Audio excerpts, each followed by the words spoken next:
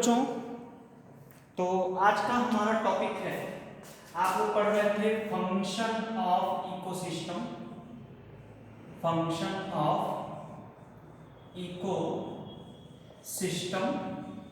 Okay, तो specially जो function of ecosystem था, इसमें हम अपना पहला टॉपिक आपका पढ़े थे प्रोडक्टिविटी, दूसरा टॉपिक हमने पढ़ा था डिकम्पोजिशन, तीसरा आज का टॉपिक है हमारा बच्चे एनर्जी फ्लो। एनर्जी फ्लो, तो जरा समझिएगा एनर्जी फ्लो क्या है। ओके, तो इस पृथ्वी पर जो सन है, जो सूरज है, वही सबसे बड़ा सोर्स है एनर्जी का। ठीक है, तो आप लिखोगे sun is the ultimate source of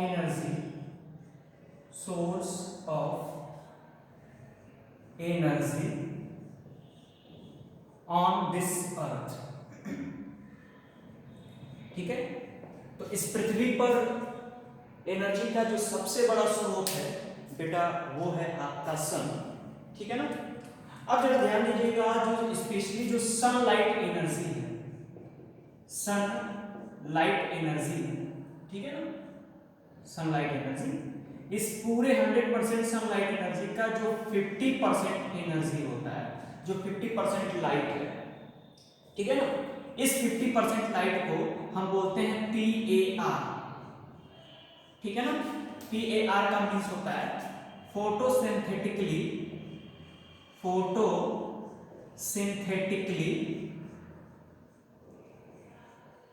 active energy. यानी जरा समझिएगा, पूरे 100% एनर्जी का 50% एनर्जी ही, सूरज का जो सनलाइट है उसका 50% लाइट ही फोटोसिंथेसिस के लिए अच्छा माना जाता है, जिसको आप विजिबल लाइट भी कहते हो, विजिबल लाइट भी कहते हो। ठीक है ना, विजिबल लाइट। तो जरा ध्यान दीजिएगा, उस पूरे 100% का केवल और केवल 50% लाइट ही पौधे फोटोसिंथेसिस के लिए यूज कर सकते हैं। अब जरा समझिएगा, इस 50% लाइट में स्पेशली पौधे जो होंगे फोटोसिंथेसिस में 2 to 10% light energy is used for photosynthesis. यानी समझिएगा, इस 50% को अगर हम 100% मान लें तो उसमें से केवल 2 से 10% लाइट ही स्पेशली क्या है, पौधे अपने फोटोसिंथेसिस के लिए यूज करते हैं। या ऐसे समझ लीजिए, मान लीजिए ये कोई लीफ है, ठीक है ना, ये लीफ है। ओके, और इस लीफ पे अगर नॉर्मल लाइट की बात करते हैं, मान लो प्रकाश का जो नॉर्मल लाइट है ये 100% आएगा, तो जरा ध्यान दीजिएगा 100% लाइट में से, ये नॉर्मल लाइट की बात कर रहे हैं, फोटोसिंथेटिक एक्टिविटी लाइट की नहीं बात कर रहे हैं, तो इस 100% लाइट में से 75% तक तो लाइट रिफ्लेक्ट कर दिया जाता है, जिस रूप में है उसी रूप में पत्तियों के द्वारा रिफ्लेक्ट कर दिया जाता है, और लगभग 10% लाइट जो है पेनिट्रेट करके, ठीक है ना, पत्ती के नीचे वाले हिस्से में चला जाता है। ठीक है ना। अच्छा, 10 से 15% तक, स्पेशली 10 to 15%, और केवल 1 से 5% लाइट, अगर हम नॉर्मल लाइट की बात करते हैं जो सूरज के द्वारा आता है, तो केवल 1 से 5% तक लाइट का यूज स्पेशली फोटोसिंथेसिस में किया जाता है।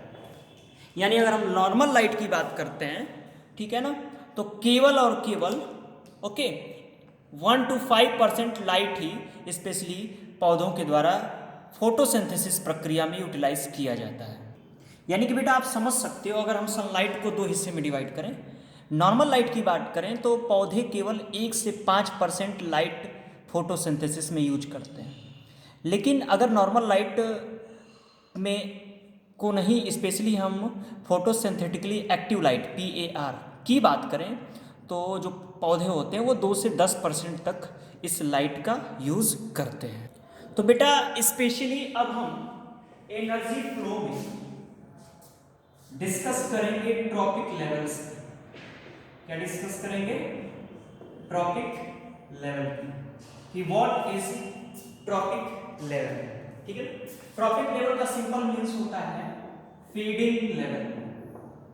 फीडिंग लेवल यानी कि स्पेशली फूड को लेकर के जो भी ऑर्गेनिज्म के बीच एक रिलेशन है, the relationship of the organism with respect to food. तो फूड को लेकर के जो जीवों के बीच एक संबंध है, उसी संबंध को बेटा बोलते हैं फीडिंग लेवल। अच्छा, फीडिंग लेवल को एक दूसरे डेफिनेशन से भी हम बता सकते हैं, functional place of an organism. Functional place of an organism in an ecosystem. Ecosystem तो किसी भी इकोसिस्टम में, ठीक है ना, ये जो ट्रॉपिक लेवल है वो किसी भी ऑर्गेनिज्म का बेटा क्या होता है, स्पेशली ये फंक्शनल प्लेस होता है जहां पर वो ऑर्गेनिज्म अपना फंक्शन प्ले करता है। फंक्शन प्ले करने का मतलब क्या है, स्पेशली उसके एनर्जी प्रोडक्शन से रिलेटेड हम ले सकते हो या फीडिंग लेवल से रिलेटेड इसके लिए। अभी बेटा ये जो ट्रॉपिक लेवल्स है, ठीक है ना, ट्रॉपिक लेवल्स की बात करें तो ट्रॉपिक लेवल में पहला आता है आपका प्रोड्यूसर, दूसरा आपका आता है कंज्यूमर और तीसरा आपका आता है डिकम्पोजर। ठीक है ना। तो स्पेशली ये डिफरेंट टाइप्स के ट्रॉपिक लेवल्स हैं। Okay, producers means the organism या वो जीव जो सनलाइट एनर्जी को या रेडिएंट एनर्जी को किस में कन्वर्ट कर पाता हो, स्पेशली ग्लूकोज या केमिकल एनर्जी में कन्वर्ट कर पाता हो। यानी सिंपल सा फंडा ये प्रोड्यूसर का मतलब होता है स्पेशली ऐसा ऑर्गेनिज्म जो फोटोसिंथेसिस करता हो। ठीक है, तो प्रोड्यूसर्स में स्पेशली कौन आते हैं, तो प्रोड्यूसर्स में स्पेशली बेटा प्लांट्स आते हैं। ठीक है ना। इसके अलावा कंज्यूमर की बात करते हैं। ओके, तो स्पेशली कंज्यूमर, ठीक है ना, इसके अंदर फोटोसिंथेटिक एक्टिविटी तो पाई नहीं जाएगी, तो ये टोटली अपने ऑर्गेनिक फूड मटेरियल के लिए या अपने फूड मटेरियल के लिए स्पेशली प्रोड्यूसर्स पे डिपेंड रहेगा। तो इनको हम बोलते हैं कंज्यूमर। ठीक है ना। तो कंज्यूमर भी कई टाइप से होते हैं बेटा, प्राइमरी कंज्यूमर, सेकेंडरी कंज्यूमर, ठीक है ना, टर्शियरी कंज्यूमर या टॉप कंज्यूमर। तो ये भी बेटा कई प्रकार के हो सकते हैं। ठीक है ना। और डिकम्पोजर स्पेशली आपके इन्वायरमेंट में क्या है, डिकम्पोजिशन की एक्टिविटी प्ले करते हो। तो बेटा अभी हम लोग बात करते हैं फूड चेन की। ठीक है ना। तो फूड चेन का मतलब होता है स्पेशली न्यूट्रिटिव इंटरैक्शन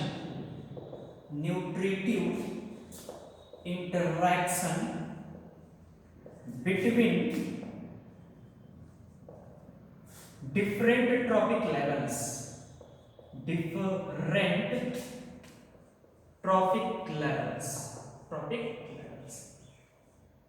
ठीक है ना। या ये भी कह सकते हो nutritive interaction between different organism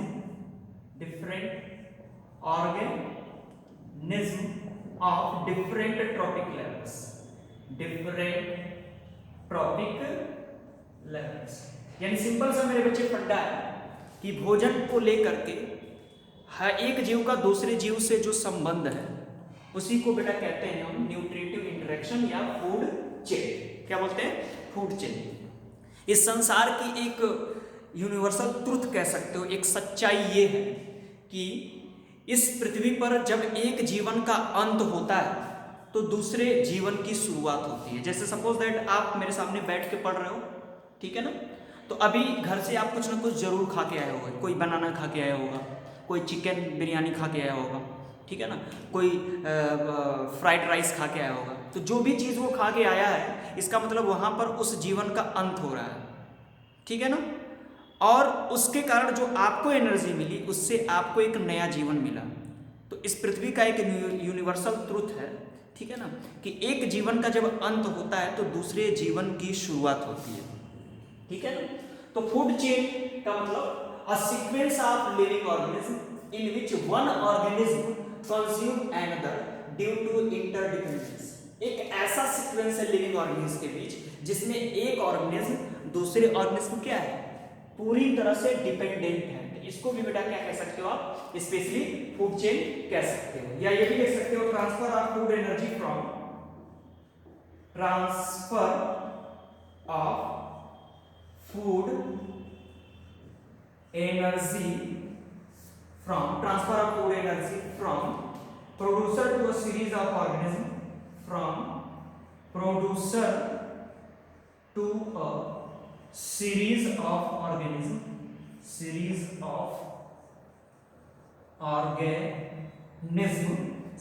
organism with different trophic levels,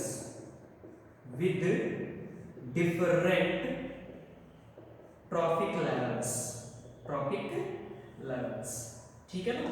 तो ये तीसरा वाला डेफिनेशन हो गया।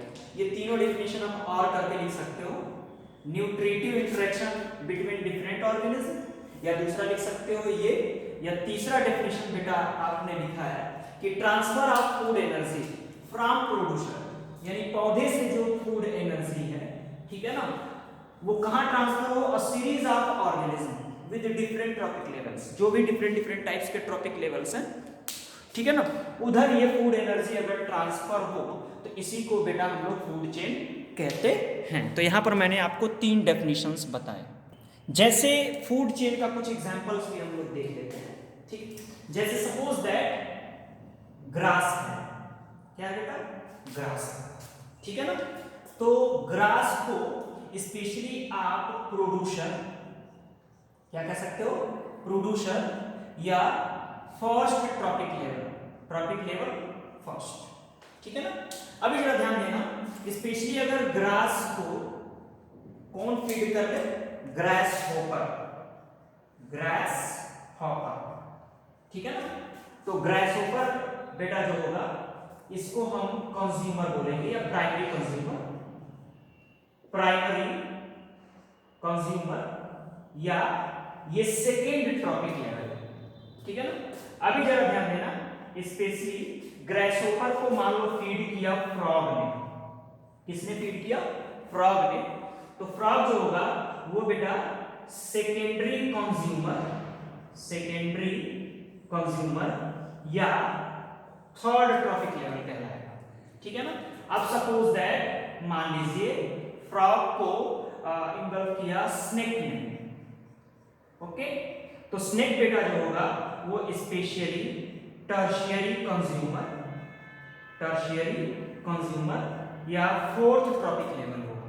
और मान लिया कि स्नेक को किसने फीड कर लिया, हॉक ने फीड किया, तो हॉक जो होगा वो बेटा आप टॉप कंज्यूमर, या इसके आगे भी चेंज चल सकती है, और फिफ्थ ट्रॉपिक लेवल कह सकते हो, ठीक है।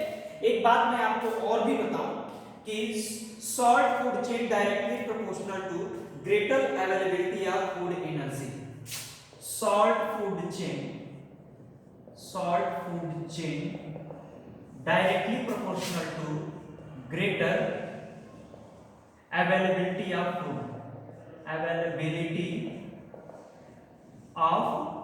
फूड एनर्जी, ठीक है ना। तो एक बात ये भी बेटा आपको याद रखिएगा कि फूड चेन जितना ही ज्यादा सॉल्ट होगा, ठीक है ना, okay, greater availability of food energy, ठीक है ना। तो फूड एनर्जी की जो अवेलेबिलिटी है वो ज़्यादा से ज़्यादा बढ़ जाती है। तो यहाँ पर मैंने आपको एक सॉल्ट फूड चेन का एग्जाम्पल बनाकर दिखाया है। तो बेटा अब हम लोग स्पेशली डिस्कस करेंगे टाइप्स ऑफ फूड चेन। तो जरा ध्यान दीजिएगा, फूड चेन के 3 टाइप्स होते हैं, ठीक है ना। पहला होता है आपका ग्रेजिंग फूड चेन,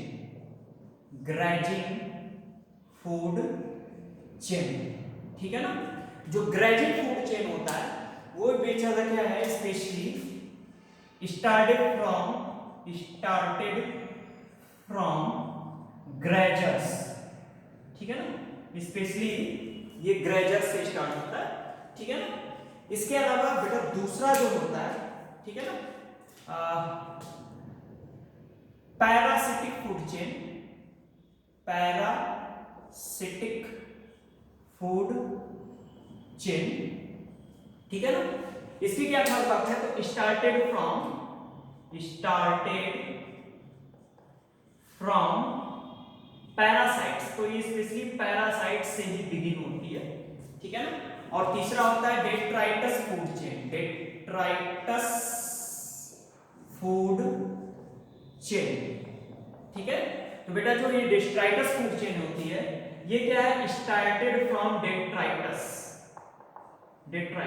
तो इसकी जो शुरुआत होती है वो डेट्राइटस से होती है, ठीक है। जैसे आपका डेट्राइटस फूड चेन का मैं आपको एग्जांपल बना के दिखाऊं, जिसको सैप्रोफिटिक फूड चेन भी बोलते हैं, सैप्रोफिटिक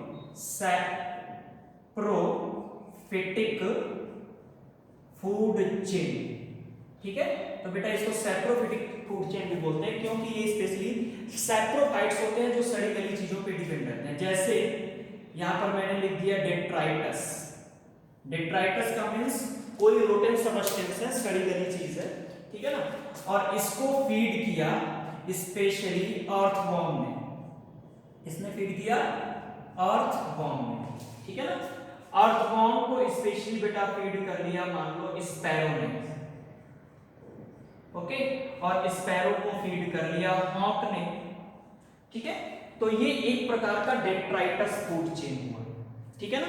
ऐसा भी हो सकता है कि स्पेशली अर्थवॉर्म को फ्रॉग, स्नेक और पीकॉक, स्पेशली अर्थवॉर्म को, ओके, फ्रॉग को फिर कौन टेक कर ले, स्नेक, और स्नेक को फिर कौन टेक कर ले, पीकॉक, ठीक है।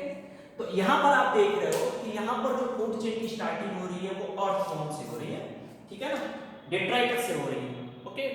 तो स्पेशली जो डेट्राइटस फूड चेन होता है, यहाँ पर फूड चेन की स्टार्टिंग जो है वो डेट्रीवर्स से होती है।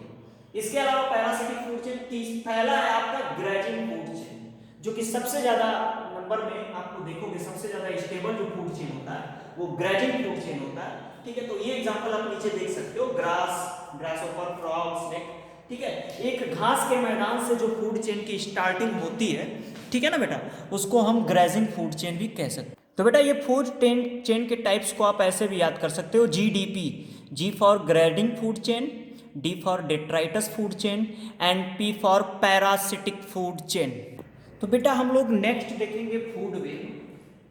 तो फूड वेव जो होता है complex form of food chain, complex form of food chain. तो ये फूड चेन का बेटा क्या होता है, कॉम्प्लेक्स फॉर्म होता है, ठीक है ना। इसका अगर डेफिनेशन देखा जाए तो पहला डेफिनेशन तो यही लिख सकते हो, complex form of food chain that is called food web.